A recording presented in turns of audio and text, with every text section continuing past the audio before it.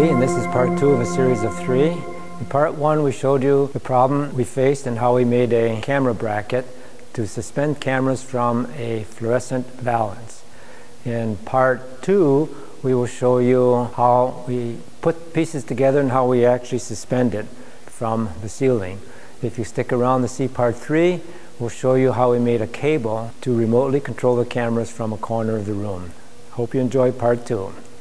Cut a 10-inch piece of the solid 11/16" aluminum rod and then drilled both ends. One end was drilled for the 1032 end knob and the other end was drilled for the 3/8" bolt, which will be used to mount the rod to the vertical tube. After the holes were drilled, they were tapped. One was a 3/8" 16 thread and the other was a 1032 tap.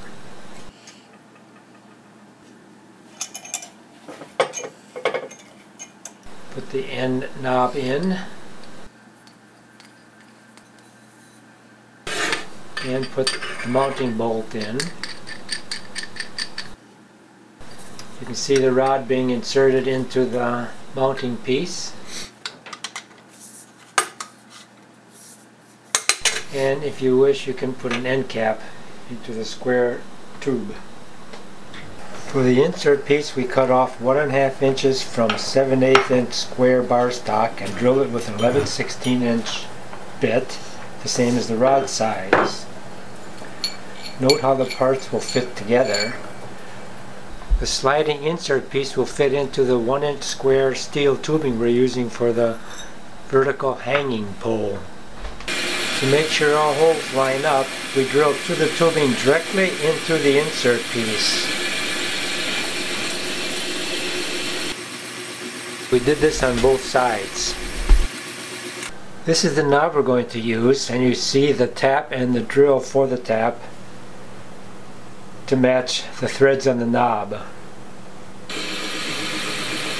We drill through the insert for the tightening knob, and then we tap it with the threads that the knob will have. And the knob fits perfectly. This is the insert piece. Now we tap the mounting screws and countersink them so that we can mount them using flathead screws. Remove the birds.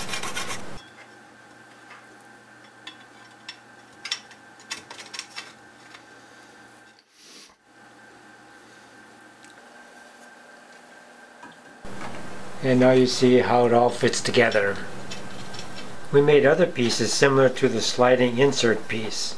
These pieces have a tightening knob on one end and a camera shoe mount on the other. We'll put a wireless receiver on this, which means less weight directly on the pan tilt system. Note that we made the camera bracket on wheels rather than just a hook that would hook over the valance and potentially mar the valance. The wheels allows easy movement of the camera back and forth. Since this valance has a plywood deck, we made a wheel carriage and mounted the bracket on it. Now the bracket can easily be slid one way or the other. We used 52mm skateboard wheels for this bracket. We were able to get these wheels locally.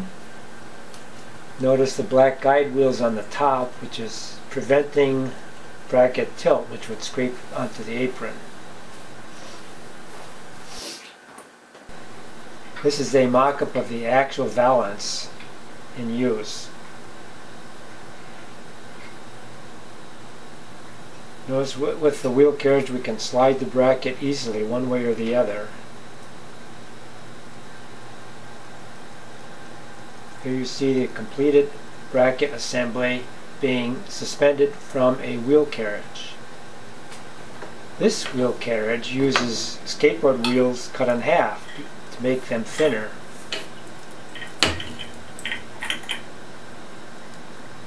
It works just as well, but it was easier to make. Except we had to cut the wheels, but the wheels were cut on a table saw. Make sure you don't set the blade higher than the axle. This bracket uses 25mm or 1-inch wheel set purchased from rigwheels.com.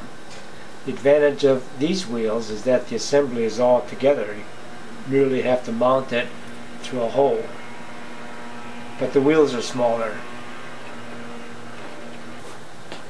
But they're all well made and can be used for other purposes, such as a camera dolly.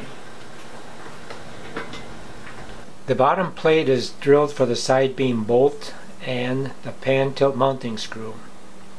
The plate is then bolted to the vertical square tube using the side beam connector. The pan tilt will be screwed to the plate.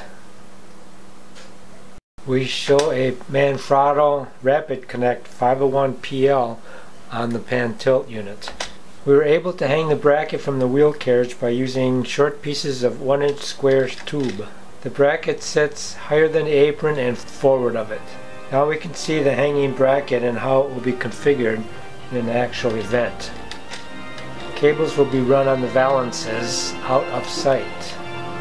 In part 3 we show how we wired the system so that we can control the cameras remotely. You might find it interesting because it's a bit unusual.